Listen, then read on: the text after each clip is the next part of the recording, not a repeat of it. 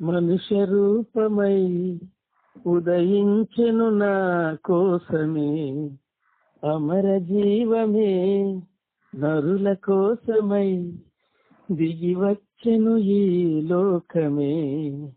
పరమ దైవమే మనుష్య రూపమై ఉదయించెను నా కోసమే, అమర జీవమే నరుల కోసమై దిగి వచ్చెను ఈ లోకమే. క్రీస్తు పుట్టెను హల్లెలూయా, క్రీస్తు పుట్టెను హల్లెలూయా, క్రీస్తు పుట్టెను హల్లెలూయా.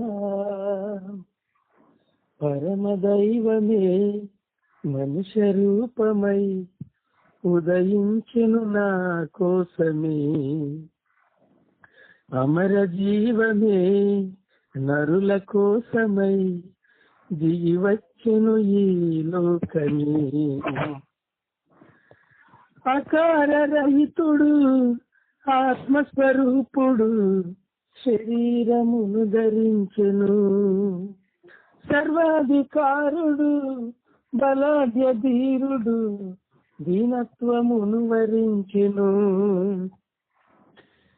అకార రహితుడు ఆత్మస్వరూపుడు శరీరమును ధరించెను, సర్వాధికారుడు బలాఢ్య ధీరుడు దీనత్వమును వరించెను.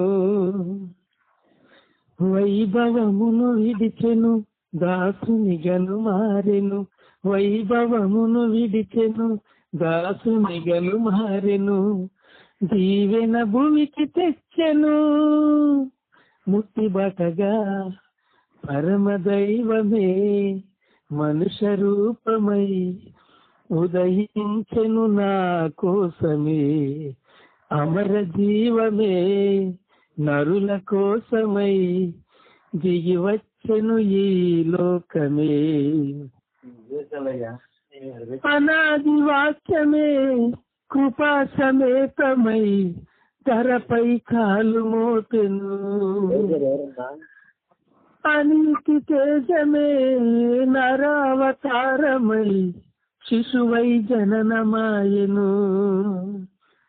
అనాది వాక్యమే కృపా సమేతమై ధరపై కాలు మోపెను, అనీతి తేజమే నరావతారమై శిశువై జననమాయెను. పాటి జతను కోరెను రిక్తుడు తానాయెను, పాటి జతను కోరెను రిక్తుడు తానాయెను. భూలోకమును చేరెను యేసురాజుగా, పరమ దైవమే మనుష్య రూపమై ఉదయించెను నా కోసమే, అమర జీవమే నరుల కోసమై దిగి వచ్చెను ఈ లోకమే. నిత్యుడు తండ్రి అయి విమోచనార్థమై కుమారుడై జనించెను, సత్య స్వరూపి అయి రక్షణ ధ్యేయమై రాజ్యమునే భరించెను. నిత్యుడు తండ్రి అయి విమోచనార్థమై కుమారుడై జనించెను, సత్య స్వరూపి అయి రక్షణ ధ్యేయమై రాజ్యమునే భరించెను. మధ్య గోడ కూర్చను సంధిని సమకూర్చను, మధ్య గోడ కూర్చను సంధిని సమకూర్చను. సఖ్యత నిలుపవచ్చెను శాంతిదూతగా, పరమ దైవమే మనుష్య రూపమై ఉదయించెను నా కోసమే, అమర జీవమే నరుల కోసమై దిగి వచ్చెను ఈ లోకమే. పరమ దైవమే మనుష్య రూపమై ఉదయించెను నా కోసమే, అమర జీవమే నరుల కోసమై దిగి వచ్చెను ఈ లోకమే. దేవుని వాక్యంలో నుండి మనం లూకా రాసిన వార్తలు చదువుకుందాం. లూకా రాసిన సువార్త 2వ అధ్యాయం. లూకా రాసిన సువార్త అని 2వ అధ్యాయం 8వ వచనం నుండి మనం చదువుకుంటూ వెళదాం. 12వ వచనం వరకు, 8వ వచనం నుండి 12వ వచనం వరకు చదువుకుంటూ వెళదామా? రండి. ఆ దేశములో కొందరు గొర్రెల కాపరులు పొలములో ఉండి రాత్రి వేళ తమ మందను కాచుకొనుచు ఉండగా ప్రభువు దూత వారి యొద్దకు వచ్చి నిలిచెను. ప్రభువు మహిమ వారి చుట్టూ ప్రకాశించినందున వారు మిక్కిలి భయపడిరి. అయితే ఆ దూత, భయపడకుడి, ఇదిగో ప్రజలందరికీ కలుగబోవు మహా సంతోషకరమైన సువర్తమానము నేను మీకు తెలియజేస్తున్నాను. దావీదు పట్టణమందు నేడు రక్షకుడు మీ కొరకు పుట్టి ఉన్నాడు. ఈయన ప్రభు అయిన క్రీస్తు. దానికి ఇదే మీ కానవాలు. ఒక శిశువు పొత్తిగుడ్డలతో చుట్టబడి ఒక తొట్టిలో పండుకొని ఉండుట మీరు చూచెదరని వారితో చెప్పెను. వెంటనే పరలోక సైన్య సమూహము ఆ దూతతో కూడా ఉండి సర్వోన్నతమైన స్థలములలో దేవునికి మహిమయు ఆయనకిష్టులైన మనుషులకు భూమి మీద సమాధానమును కలుగును గాక అని దేవుని స్తోత్రము చేయుచుండెను. దేవుడి లేఖన భాగమును మన కొరకై ఆశీర్వదించి దీవించును గాక. ఈ భాగంలో నుంచి దైవ సేవకుల ద్వారా దేవుడు అనేక లోతైన మర్మాలు మనకు తెలియజేస్తూ వస్తూ ఉన్నారు. ఆదివారం ఆరాధనలో కానీ మిగిలిన మధ్య కూడికల్లో కానీ దైవ వాక్యం ద్వారా దేవుడు అనేక విషయాలు మన వినికిడిలోనికి తీసుకొని వస్తున్నాడు. ఎందుకు అంటే క్రిస్మస్ అంటే పండుగ కాదు, క్రిస్మస్ అంటే ఆచారము కాదు, క్రిస్మస్ అంటే కుల పద్ధతి కాదు, క్రిస్మస్ అంటే మత విధానం అంతకంటే కాదు. క్రిస్మస్ అనేది దైవిక ప్రేమ, దేవుని ప్రేమకు ప్రతీక క్రిస్మస్. క్రిస్మస్ అనగా క్రీస్తు ఆరాధన. ఈ సంగతి మనకందరికీ తెలుసు.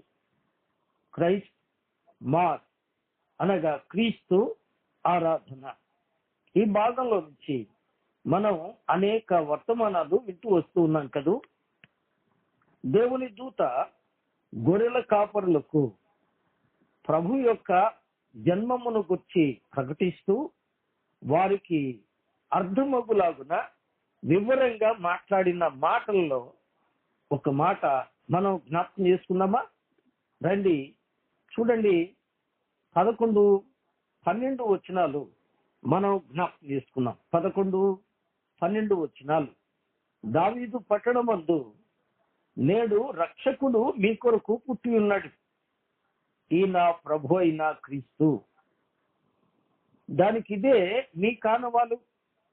ఒక శిశువు పొత్తిగుడ్డలతో చుట్టబడి ఒక తొట్టిలో పండుకొని ఉండుట మీరు చూచెదరు అని వారితో చెప్పాను. వినదా? దేవుని దూత గొర్రెల కాపురులతో చెప్పినటువంటి సందేశం చాలా వివరంగా గొర్రెల కాపురులకు దేవుని దూత ద్వారా ప్రకటించబడుతూ ఉంది.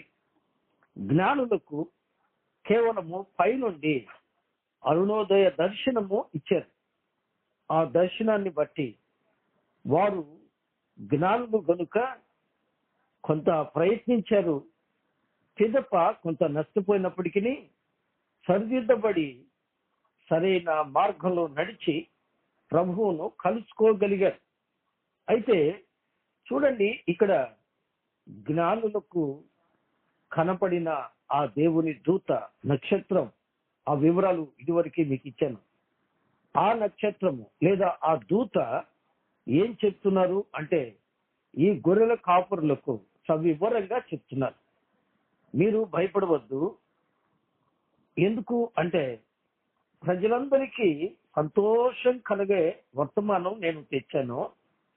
ఆ వర్తమానము ఏమిటి అనగా, దావీదు పట్టణమందు నేడు రక్షకుడు మీ కొరకు పుట్టి ఉన్నాడు, ఈ నా ప్రభు అయిన క్రీస్తు. అలాగైతే రక్షకుణ్ణి పుట్టాడు అని అంటున్నారు. ఆ రక్షకుణ్ణి ఎలా గుర్తుపట్టాలి? ఆయన రక్షకుడు అని మేము ఎలా గుర్తించాలి అని వారు అడగవచ్చు. ఎందుకంటే వారు పామరులు కదా, పండితులు కాదు, వారు పామరులు. కాబట్టి పామరులకు అర్థమయ్యే విధంగా మాట్లాడే దేవుడు, దేవుని నామానికి స్తోత్రం. దేవుడు గూఢంగా మాట్లాడేవారు కాదండి. దేవుడు సవివరంగా ఇక్కడ మాట్లాడుతున్నాడు. ఏమండి, దావీదు పట్టణమందు నేడు రక్షకుడు మీ కొరకు పుట్టాడు. రక్షకుని జన్మను గురించి మాట్లాడుతూ ఆ రక్షకుడు ఎలా ఉంటారు అంటే చెప్తున్నారు, దానికి ఇవే మీకు గుర్తులు కదండి. ఆనవాళ్ళు అంటే సైన్ అంటారు ఇంగ్లీష్ లో, అంటే అవి గుర్తులు. ఏమండి, గుర్తులు ఏమిటా గుర్తు? ఒక శిశువు పొత్తిగుడ్డలతో చుట్టబడి ఒక తొట్టిలో పండుకొని ఉండుట మీరు చూస్తారు. అదే మీకు గుర్తు. గమనించారా? దేవుడు తన ప్రజలకు ఇచ్చిన గుర్తు. దేవుడు పుట్టాడు, రక్షకుడు పుట్టాడు, రక్షించడానికి వచ్చాడు. ఆ రక్షకుణ్ణి గుర్తుపడడానికి, వారు తెలుసుకోవడానికి దేవుడిచ్చిన ఆనవాళ్ళు కదండి. దేవుడిచ్చిన ఆనవాళ్ళు. ఆనవాళ్ళు అంటే గురుతులు అని అనుకున్నాం కదండి. ఈ ఆనవాళ్ళు అనే మాట పరిశుద్ధ గ్రంథంలో చాలా విషయాలు మనకు తెలియజేస్తాయి.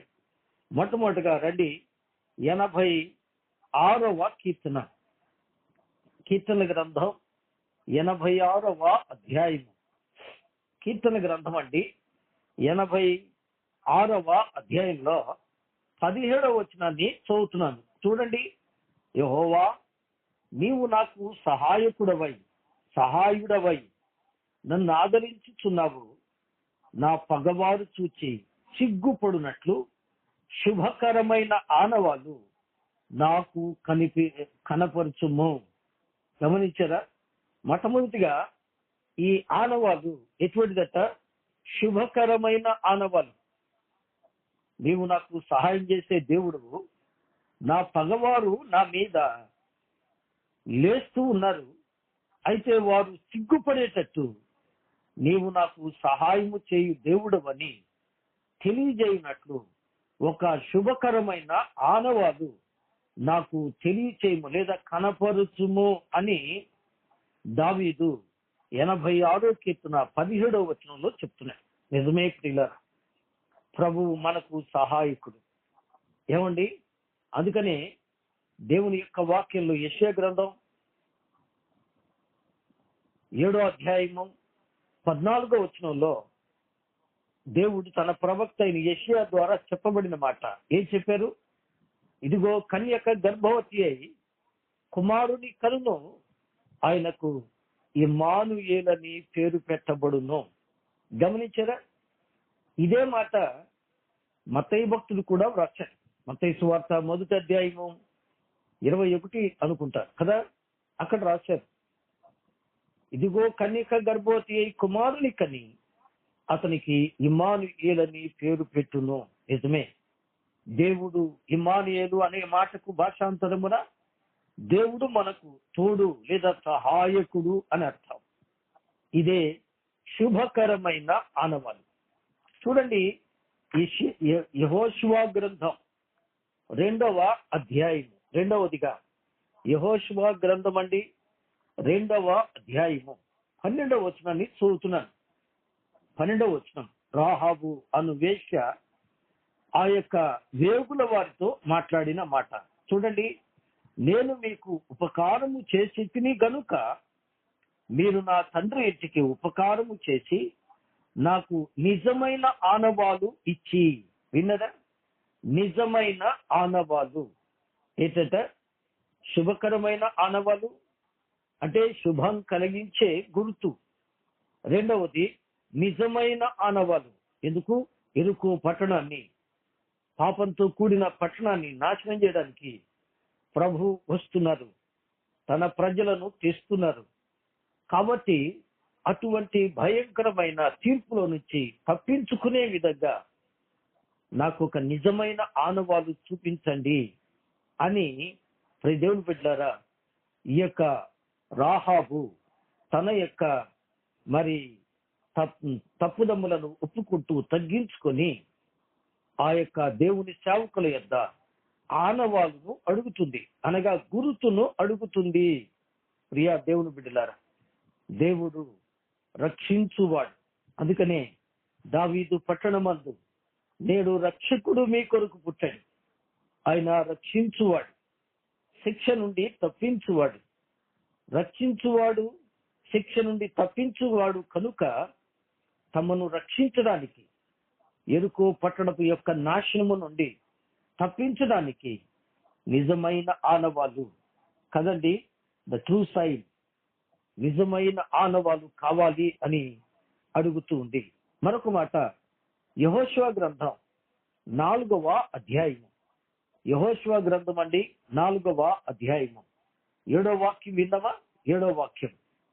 అది యోర్దానును దాటుచూ ఉండగా యోర్దాను నీళ్లు ఆపబడెను గనుక ఈ రాళ్లు చిరకాలము వరకు ఇశ్రాయేలీయులకు జ్ఞాపకార్థముగా ఉండునని వారితో చెప్పెను.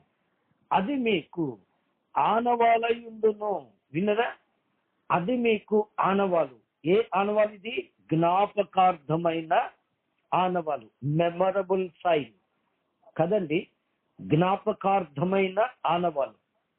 నిజమే ప్రియులారా, దేవుడు మనల్ని జ్ఞాపకం చేసుకొని జీవితంలో మరచిపోలేని, అవును, మరణకరమైన పరిస్థితులలో, వేదనకరమైన పరిస్థితులలో దేవుడు మనల్ని నిలబెడుతూ ఈ స్థాయికి తీసుకొచ్చి రక్షించిన ఆయన రక్షణకు గుర్తుగా ఆయన మనకు జ్ఞాపకార్థమైన ఆనవాలు అనుగ్రహిస్తూ ఉన్నారు. దేవుని నామానికి స్తోత్రం. మరొక మాట జ్ఞాపకం చేసుకుందాం ప్రియులారా. సంఖ్యాకాండం అండి 17వ అధ్యాయం. సంఖ్యాకాండ గ్రంథం 17వ అధ్యాయం. 17వ అధ్యాయంలో ఒక చక్కని మాట నేను మీకు జ్ఞాపకం చేస్తాను. 10వ వాక్యం. సంఖ్యాకాండం 17వ అధ్యాయము 10వ వచనాన్ని నేను చదువుతాను. 17:10 చూడండి.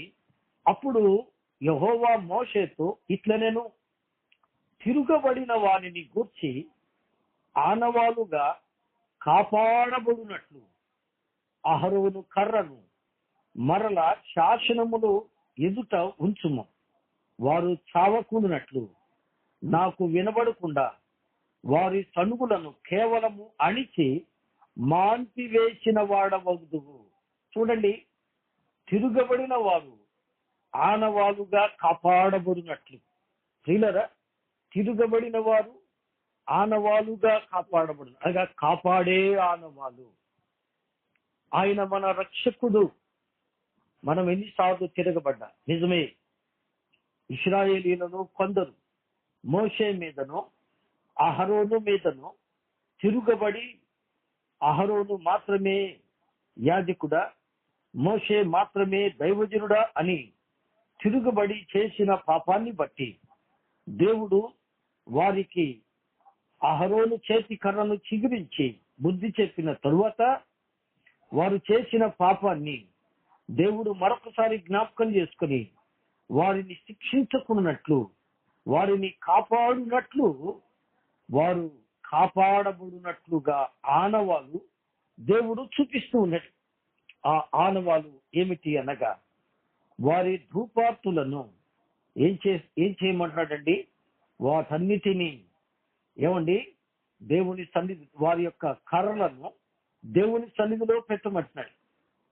అహరోను కర్ర, చిగురించిన కర్ర తిరిగి దేవుని సన్నిధిలో అనగా మందసంలో పెడుతున్నాడు. మందసంలో ఎందుకు పెడుతున్నాడు అంటే అది నిత్యము జ్ఞాపకముందులాగున. దేవుడు మనల్ని క్షమించాడు, దేవుడు మనల్ని దీవించాడు. కాబట్టి దేవుని క్షమాపణకు గుర్తుగా ఇది కనబడుతుంది. త్వరగా వెళదాం, అసలు ధ్యానాంశంలోనికి మనం వెళ్ళాలి. ఇవన్నీ కూడా ప్రియులారా గుర్తులు మాత్రమే. యెషయా గ్రంథం ఇర్మియా గ్రంథం 6వ అధ్యాయంలో ఒక మాట నేను మీ గమనంలోనికి తీసుకొస్తాను.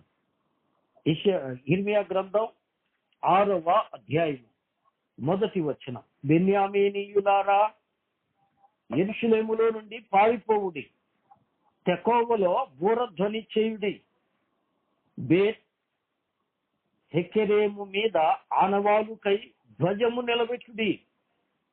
కీడు ఉత్తర దిక్కు నుండి వచ్చుచున్నది, గొప్ప దండు వచ్చుచున్నది. విన్నరా, ఇక్కడ ఆనవాలుగా ధ్వజమును నిలబెట్టుడి అంటున్నాడు. ఏమండి, ఇది హెచ్చరిక ఆనవాలు. ఏమండి, దీన్ని ఏమన్నారు? హెచ్చరిక ఆనవాలు అన్నారు. ప్రియులరా, ఏమండి, ట్రంపెట్ ఆఫ్ టకోవా అన్నారు ఇంగ్లీష్ లో. కాబట్టి దేవుని ప్రజలు పాపమును విడిచి దేవుని యొద్దకు పరుగెత్తి రావాలని, తెకోవను విడిచి దేవుని యొద్దకు పరిగెత్తి రావాలని దేవుడు చూపిస్తున్న ఆనవాలు. దీన్ని హెచ్చరిక ఆనవాలు. ఏమండి, దేవుని ప్రజలకు హెచ్చరిక చేయడానికి ఏమండి ఆనవాలు. మరొక మాట త్వరగా నిర్గమకాండం స్త్రీలరా 12వ అధ్యాయం. నిర్గమకాండం అండి 12వ అధ్యాయం. 12వ అధ్యాయంలో చూడండి, 12వ అధ్యాయము 13వ వచనం. మీరున్న ఇండ్ల మీద ఆ రక్తము మీకు గురుతుగా ఉండును. నేను ఆ రక్తమును చూచి మిమ్మును నశింపచేయక దాటిపోయేదను. నేను ఐగుప్తు దేశమును పాడు చేయుచుండగా మిమ్మును సంహరించినట్లు తెగులు మీ మీదికి రాదు. వినరా, ఇది మీకు జ్ఞాపకార్థముగా ఉండును. ఏంటంట? ఆ రక్తము మీకు గురుతుగా ఉండును. ఏమండి, దీన్నే రక్త ఆనవాలు అన్నారు. రక్త ఆనవాలు. ఇది జీవమునిచ్చే ఆనవాలు, మరణమును తప్పించి. ఏమండి, ఐగుప్తు దేశములో ఐగుప్తీయుల తొలి సంతానములో ఇశ్రాయేలు తొలి సంతానం కూడా నశించి పోవలసి ఉండగా మరణమును తప్పించి జీవమును పొడిగించిన దేవుని యొక్క ఆనవాలు. ఇది జీవమునిచ్చి ఆనవాలు అని దేవుని యొక్క ప్రజలు చెబుతారు కదండి. జీవమునిచ్చు ఆనవాలు. చిట్ట చివరిగా సంఖ్యాకాండం 16వ అధ్యాయంలో ఒక మాట చదువుకొని మనం ధ్యాన భాగంలోనికి మనం వెళదాం. సంఖ్యాకాండం 16వ అధ్యాయము 38వ వచనాన్ని చదువుతున్నాను. పాపము చేసి తమ ప్రాణములకు ముప్పు తెచ్చుకొనిన వీరి ధూపార్తులను తీసుకొని బలిపీఠమునకు కప్పుగా వెడల్పైన రేకులను చేయవలెను. వారు యెహోవా సన్నిధికి వాటిని తెచ్చినందున అవి ప్రతిష్ఠితమైనవి. అవి ఇశ్రాయేలీయులకు ఆనవాలుగా ఉండును. వినరా, ఇక్కడ 7 రకాల ఆనవాళ్లను నేను మీకు ప్రియులరా తెలియజేస్తూ వచ్చాను. 1 శుభప్రదమైన ఆనవాలు, 2 నిజమైన ఆనవాలు, 3 జ్ఞాపకార్థమైన ఆనవాలు, 4 కాపాడే ఆనవాలు, 5 హెచ్చరిక ఆనవాలు, 6 జీవమునిచ్చు రక్తపు ఆనవాలు, 7 దేవుడు వారి పాపాన్ని క్షమించి వారిని తమలో కలుపుకున్నందుకు గుర్తుగా. ప్రియులరా, ఏమంటున్నారు ఇక్కడ? ప్రతిష్ఠితమైన ఆనవాలు. ఏమండి? ప్రతిష్ఠితమైన ఆనవాలు. అవి ప్రతిష్ఠితమైనవి, అవి ఇశ్రాయేలీయులకు ఆనవాలుగా ఉండును. కాబట్టి దేవుడు తన ప్రజల విషయంలో ప్రతి విషయంలో అర్థమగులాగున సూచనలు, ఆనవాళ్లు చూపిస్తూ ఉన్నారు. ఇప్పుడు ముగింపులోకి వద్దాం. దేవుని బిడ్డలారా, దేవుని సన్నిధానంలో దేవుడు తన ప్రజలైన ప్రియులారా ఇశ్రాయేలీయులకు, అలాగే తాను ప్రియులారా సృష్టించిన మానవ జాతికంతటికీ కూడా దేవుడు శుభప్రదమైన ఆనవాలు చూపిస్తూ ఉన్నారు. అదే రక్షణ కొరకైన ఆనవాలు చూపిస్తూ ఉన్నారు. అదే దేవుని యొక్క ఆనవాలు, రక్షణ ఆనవాలు, రక్షకుని ఆనవాలు. ప్రియులారా, చక్కని మాటలు మనం గమనిస్తున్నాం. అందుకని ఇక్కడ దానికి ఇదే నీ కానవాలు ఏమిటయ్యా అంటే, ఒక శిశువు పొత్తిగుడ్డలతో చుట్టబడి తొట్టిలో పండుకొని ఎదుట మీరు చూస్తారు అని చెప్పబడింది. శిశువు ఎందుకు పడుకున్నాడు? పొత్తిగుడ్డలు ఎందుకు చుట్టబడ్డాయి? తొట్టిలో ఎందుకు పడుకున్నాడు? 3 ఆనవాలు. ఆయన శిశువుగా పుట్టాడు. ఏమండి? శిశువుగా పుట్టడానికి కారణం ఏమిటి? దాని భావం ఏంటి? రెండవది, పొత్తిగుడ్డలతో చుట్టబడవలసిన అవసరం ఏంటి?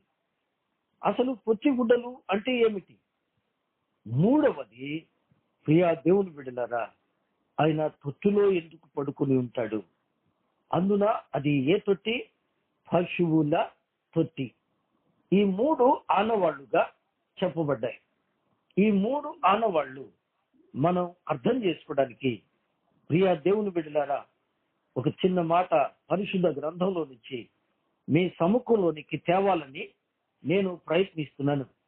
రండి, దయచేసి ప్రతి ఒక్కరూ పరిశుద్ధ గ్రంథాన్ని తెరిచి చూడవలసిన మాట, ఈ ఆనవాళ్ళను గురించిన అద్భుతమైన మాట. చూడండి, యెహెజ్కేలు గ్రంథం 16వ అధ్యాయం. యెహెజ్కేలు గ్రంథం అని 16వ అధ్యాయం 4వ వాక్యాన్ని విందామా? యెహెజ్కేలు గ్రంథం 16వ అధ్యాయం 4వ వాక్యం. నీ జనన విధము చూడగా నీవు పుట్టిన నాడు నీ నాభి సూత్రము కోయబడలేదు. మొదటి మాట. 2, శుభ్రమగుటకు నీవు నీళ్లతో కొడుకబెడలేదు. వారు నీకు ఉప్పు రాయకపోయేది, బట్ట చుట్టకపోయేది. ఈ పనులలో ఒకటైనను నీకు చేయవలనని ఎవరునూ కటాక్షింపలేదు. నీ యందు జాలిపడిన వాడు ఒకడునూ లేకపోయాను. నీవు పుట్టిన నాడే బయట నేలను పారవేయబడి అసహ్యముగా ఉంటివి. అయితే నేను నీ యొద్దకు వచ్చి రక్తములో పొర్లుచున్న నిన్ను చూచి, నీ రక్తములో పొర్లుచున్న నీవు బ్రతుకుమని నీతో చెప్పి తిని. నీవు నీ రక్తములో పొర్లి ఉన్నను బ్రతుకుమని నీతో చెప్పి తిని. బాగా విన్నారు కదూ? 4వ వచనం నుండి 6వ వాక్యం వరకు నేను చదివాను. ఇక్కడ కొన్ని తలంపులు మీకు జ్ఞాపకం చేసి నేను ముగిస్తాను. దయచేసి వినాలి, ఓపికతో దయించి నిర్లక్ష్యం చేయొద్దు. రండి, ఇక్కడ ఇశ్రాయేలీయుల యొక్క జీవితాన్ని జ్ఞాపకం చేస్తూ, ఇశ్రాయేలు యొక్క నిజ స్థితిని జ్ఞాపకం చేస్తూ, యెరూషలేమా నీవు ఉత్పత్తి అయినప్పుడు, లేదా నీ జనన విధము ఏమిటి అంటే, నువ్వు ఎలా పుట్టావు అంటే, మొట్టమొదట నీవు పుట్టినప్పుడు నీ నాభి సూత్రము కోయబడలేదు అంటున్నాడు. ప్రియులారా, నాభి సూత్రము అంటే బొడ్డు అంటాం. ఒక తల్లి కాల్పోయినప్పుడు, బిడ్డను కన్నప్పుడు, ఆ తల్లి కడుపులో నుంచి బిడ్డను బయటకు తీసిన తర్వాత కాన్పు చేసిన వారు, లేదా మంత్రస్థానులు, లేదా ఆ డాక్టర్స్, నర్సులు ఏం చేస్తారండి? ఆ బొడ్డును కత్తిరించేస్తారు. కత్తిరించకపోతే వచ్చిన నష్టం ఏంటి? కత్తిరించినందున వలన వచ్చే ప్రయోజనం ఏంటి? ఈ సత్యాన్ని గమనించాలి. ఈ బొడ్డు ఆ తల్లికి, ఈ బిడ్డకు ఉండే బంధం. ఈ బంధం బిడ్డ కడుపులో ఉన్నప్పుడు ఆహారము కానీ, గాలి కానీ, నీరు కానీ, సకల సదుపాయాలు తల్లి ద్వారా తీసుకోవడానికి ఇది నాభి లేదా ఇది బంధం. ఆ తల్లి తీసుకునే ఆహార బలమంతా బిడ్డకు పోతుంది. ఆ తల్లి తీసుకునే నీరు ఆ బిడ్డకు పోతుంది. ఆ తల్లి తీసుకునే సమస్తం ఆ బిడ్డకు వెళుతుంది. బిడ్డ బలపడి ఎదిగి నెలలు నిండిన తర్వాత కాన్పై బయటకు వస్తారు. కాన్పై బయటకు వచ్చిన తర్వాత ఇక ఆ తల్లి బంధము కత్తిరించాలి. ఎందుకు అంటే ఇక ఆ బంధము అవసరం లేదు. ఎందుకు అంటే ఈ బిడ్డకు స్వతహాగా ఆహారం తీసుకునే అవకాశము కడుపులో నుంచి బయటకు వచ్చిన తర్వాత కలుగుతుంది. అందువలన ఆ బంధాన్ని కత్తిరించాలి. ఏమిటి బంధము? దావీదు అన్నాడు 51వ కీర్తన 5వ వాక్యంలో కదండి, నేను పాపంలో పుట్టాను, పాపంలోనే నా తల్లి నన్ను గర్భము ధరించింది. పాపపు గర్భము, పాపపు గర్భధారణ కదండి. పాపములో గర్భము ధరించిన తల్లి కడుపులో నుంచి వచ్చిన పాపి అయిన మనుషుడు ఆ పాప బంధాన్ని కత్తిరించుకోవాలి. అందుకని వాక్యంలో ఉంది, పాపులను రక్షించుటకు క్రీస్తు యేసు ఈ లోకానికి వచ్చారు. దేవుని నామానికి స్తోత్రం. ఈ లోకానికి వచ్చిన క్రీస్తు యేసు ఎలా వచ్చారు? శిశువుగా వచ్చారు. రక్షించడానికి ఆయన శిశువుగా రావాల్సిన పరిస్థితి కదండి. నిజమే. యోహాను సువార్త 1వ అధ్యాయము 1వ వచనం, ఆది యందు వాక్యం ఉండెను, వాక్యము దేవుని యొద్ద ఉండెను, వాక్యము దేవుడై ఉండెను. 14వ వచనం, ఆ వాక్యము శరీరధారి అయి కృపా సత్య సంపూర్ణుడుగా మన మధ్య నివసించెను. విన్నరా? ఆయన శరీరధారి అయి వచ్చాడు. రెండో మాట, హెబ్రీయులకు రాసిన పత్రిక 2వ అధ్యాయము 14వ వచనం, ఆయన రక్త మాంసములలో పాలివాడు కావలసి వచ్చను. విన్నరా? ఆ తల్లి కడుపులో నుంచి వచ్చే బిడ్డ ఎలా వస్తారు? రక్త మాంస దేహముతో వచ్చారు. ఆయన దేవాది దేవుడు శరీరధారిగా వచ్చారు, శిశువుగా వచ్చారు. ఆ రక్త మాంసములతో కూడిన శరీరముతో ఆయన వచ్చారు. మూడో మాట, రోమాపత్రిక 8వ అధ్యాయము 4వ వచనం, ఆయన పాప శరీర ఆకారంతో వచ్చారు కదండి. పాప శరీర ఆకారంతో వచ్చారు. వినరా? పాపి అయిన మానవుని రక్షించడానికి ఆయన శరీరధారి అయి శిశువుగా పుట్టి పాప శరీర ఆకారం ధరించి రక్త మాంసములతో ఈ లోకంలోనికి వచ్చి ఏమండి, హెబ్రీ పత్రిక 10వ అధ్యాయము 5 నుండి 7 వచనాల ప్రకారం ఆయన అంటున్నారు, నీ చిత్తము నెరవేర్చడానికి నాకు ఒక శరీరమును అమర్చితివి అన్నట్టు. అదే హెబ్రీ పత్రిక 10వ అధ్యాయం 10వ వచనంలో ఆయన శరీరము ఒక్కసారి అర్పించబడుట ద్వారా పాపము వలన ఉన్న ప్రతి మనుషుడు పరిశుద్ధపరచబడుతున్నాడు అని చదువుతున్నాం కదా.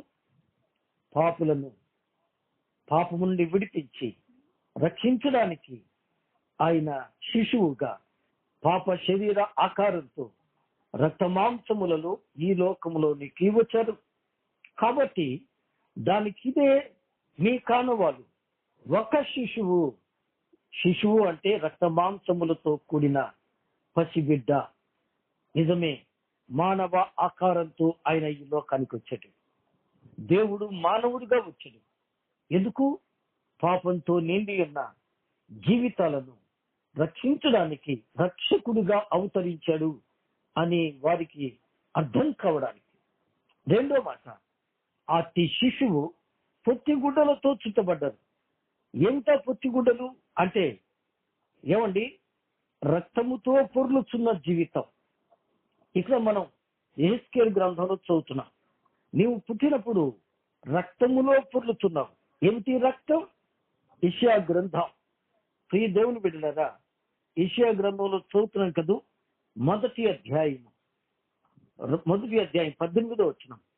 యెహోవా ఈ మాట సెలవిస్తున్నాడు, రండి మన వివాదం తీర్చుకుందాం. మీ పాపములు రక్తం వలె ఎర్రనివైనను, అవి హిమము వలె తెల్లబడును. కెంపు వలె ఎర్రనివైనను, అవి గొర్రె బొచ్చు వలె తెల్లనివగును. విన్నారు కదూ, పాపపు మలిన రక్తం. నిజమే, బిడ్డను కన్నప్పుడు తల్లి నుండి వచ్చే రక్తం, దాన్నే మైల అంటారు. దానికోసం మైల బట్టలు సిద్ధపరుస్తారు. ఆ మైలను తుడిచి, ఆ మైలను శుభ్రపరిచి ఏం చేస్తారండి? నేల పడకుండా, వాసన కొట్టకుండా ఆ బిడ్డను తుడిచి కడుగుతారు కదండి. నిజమే ప్రియ దేవుని బిడ్డలారా, రక్తముతో పొర్లుతున్న జీవితాలను, అంటే ఇంకా వాక్యంలో ఏమండి, యెషయా గ్రంథం 64వ అధ్యాయంలో కదూ, 8వ వాక్యంలో అనుకుంటా చదువుకున్నాం ఆ మాట కూడా. యెషయా గ్రంథం 64వ అధ్యాయము 8వ వచనం కదూ. మా నీతి క్రియలు మురికి తేలికలే అన్నాడు కదూ. అవును, ఏమండి, మురికి తేలికలే. ఎక్కడుందో మాట? 6వ వాక్యం. మేమందరము అపవిత్రుల వంటి వారమైపోయాము, మా నీతి క్రియలన్నీ మురికి గుడ్డల వలె ఆయన. మేమందరము ఆకు వలె వాడిపోతిమి, గాలివాన కుట్టుకొని పోవునట్లుగా మా దోషములు మమ్మను కుట్టుకొని పోయాను. విన్నారు కదండి, మానవుని నీతి క్రియలు మురికి గుడ్డల్లాగా అయిపోయినాయి, మైల బట్టల్లాగా అయిపోయినాయి. నిజమే, ఆ మైల బట్టలు ఏమండి, మురికి గుడ్డలు మానవుని పాపం, పాపంతో కూడిన పాప జీవితం. ఏ భేదం లేదు, అందరూ పాపం చేసి దేవుడు అనుగ్రహించు మహిమను పొందలేకపోతున్నారు. పాపోహం పాప సంభవ పాప కర్మాణం కృపయా దేవ శరణాగత వత్సల. కాడి పాపములో జన్మించిన మానవుణ్ణి, పాపాత్ముణ్ణి, పాప కర్ముణ్ణి, పాప కర్మము చేసేవారిని పాపము నుండి విడిపించడానికి ఆ పాపములు ఏమండి, మన అతిక్రమ క్రియల కొరకై ఆయన గాయపరచబడ్డారు, మన దోషాల కొరకై ఆయన నలుగొట్టబడ్డారు, మన సమాధానార్థమైన శిక్ష ఆయన మీద పడింది, మన పాప క్రియలు ఆయన కప్పుకున్నారు. యెషయా గ్రంథం 53వ అధ్యాయంలో ఆ మాటలున్నాయి కదా. కాబట్టి ఈ పొత్తి గుడ్డలు మానవ జాతి పాప క్రియలు, మానవుల పాపములు తన మీద వేసుకొని పాప పరిహారం కొరకై ప్రాయశ్చిత్తం చేయడానికి రక్షకుడుగా ఆయన ఈ లోకానికి వచ్చాడు. చూడండి, కావాలి అంటే ఆయన పుట్టిన తర్వాత శుభ్రపరచడానికి నీళ్లు దొరకలేదు. ఆయన పుట్టిన తర్వాత ఆయనకు కప్పడానికి శుభ్రమైన బట్టలు లేవు. ఏమున్నాయి? ఆ మురికి పేలికలే, ఆ మైల బట్టలే. ఆ మైల బట్టలే ఆయన ఎందుకు ధరించుకున్నాడు అంటే, ఆయన ధనవంతుడై ఉండి మీరు తన దారిద్ర్యం వలన ధనవంతులు కావాలని మీ నిమిత్తము దరిద్రుడాయను. 2 కొరింథీ 8:9 కదూ. ఏమండి, నిజమే, దేవుడి నామానికి స్తోత్రం. కాబట్టి ఆయన దరిద్రుడైపోయారు, పొత్తి గుడ్డలతో చుట్టబడ్డారు. ఏమండి, శిశువు పొత్తి గుడ్డలతో చుట్టబడి తొట్టిలో పండుకొని ఉండుట మీరు చూస్తారు. ఎక్కడ పడుకున్నారండి? తొట్టిలో పండుకుని ఉన్నారు. ఈ భాగాన్ని మనం ఇది వరకు పెద్దల ద్వారా సవిస్తరంగా విన్నామని నా అభిప్రాయం. అదేంటి అంటే, ఆదికాండ గ్రంథం 8వ అధ్యాయము 21వ వచనం. నరుని హృదయాలోచన వాని బాల్యము నుండే చెడ్డది. బాల్యం నుండి చెడిపోయిన హృదయం కలిగిన మనుషుడు. 8వ గ్రంథం 17వ అధ్యాయం 9వ వచనం. ఏమండి, నరుని హృదయము చెడ్డది, అది ఘోరమైన వ్యాధి కలిది. మార్కు సువార్త 7వ అధ్యాయం 21వ వచనం. లోపల నుండి అనగా మనిషి హృదయంలో నుండి ఈ చెడ్డవన్నీ బయలు వెళ్ళి అపవిత్రుని చేస్తున్నాయి. అలాగైతే అపవిత్రమైన హృదయాన్ని ప్రభు కోరుకుంటున్నాడు. గమనిస్తున్నారా? అపవిత్రమైన హృదయాన్ని ప్రభు కోరుకుంటున్నాడు. నా కుమారుడా, నీ హృదయము నాకిమ్ము అని సామెతలు 23:26 అడుగుతున్నాడు. ప్రకటన గ్రంథం 3:20 ఇదిగో నేను తలుపు దొంత నిలుచుండి తట్టుచున్నాను, ఎవడైనాను నా స్వరం విని తలుపు తీసిన యెడల అతనితో నేనును నాతో కూడా అతడును భోజనము చేయుదుము అంటున్నాడు. దేవుని నామానికి స్తోత్రం. కాబట్టి ఆయన మన హృదయంలో నివసించడానికి ఇష్టపడుతున్నాడు. ఆయన మన యొక్క ప్రియ దేవుని బిడ్డలారా మన హృదయంలో నివసించి మన హృదయంలో ఉన్న పాప జీవితాన్ని పరిశుద్ధపరచడానికి ఆయన ఇష్టపడుతున్నాడు అనే సత్యాన్ని మనం గమనించాలి. అలాగైతే ఈ యొక్క ఆనవాళ్ళను సవిస్తరంగా జ్ఞాపకం చేసుకుందామా? ఒక శిశువు పొత్తి గుడ్డలతో చుట్టబడి పొత్తిలో పండుకొని ఎన్నుట మీరు చూస్తారు. ఇదేంటంట? ఆనవాళ్ళు. గమనించారా? ఆనవాళ్ళు. ఈ పూట ఈ ఆనవాళ్ళు ఈ క్రిస్మస్ లో నీవు గ్రహించిన వాడవై, ఏమండి, పశువుల పాక తయారు చేసి చర్చిలో పెట్టడం కాదు, పశువుల తొట్టి రూపాన్ని చేసి ఒక బొమ్మను అందులో పడుకోబెట్టి దీపాలు వెలిగించడం కాదు, కానీ నీ హృదయం అనే పాపపు తొట్టిలో క్రీస్తుని మీ హృదయంలో చేర్చుకొని 2వ పేతురు రాసిన పత్రిక 1:19 ప్రకారం ఆ వేకువ చుక్క మీ హృదయంలో ఉదయించి మీ జీవితం, మీ కుటుంబం ఆ యొక్క క్రీస్తుకు ఆలయాలుగా ఉండి సంతోషాన్ని అనుభవించాలని ప్రభు పేరిట మనవి చేస్తూ మాటలు ముగిస్తున్నాను. దేవుడు ఈ కొద్ది వాక్య భాగమును మన కొరకై ఆశీర్వదించును గాక. ఆమేన్. ఆమేన్.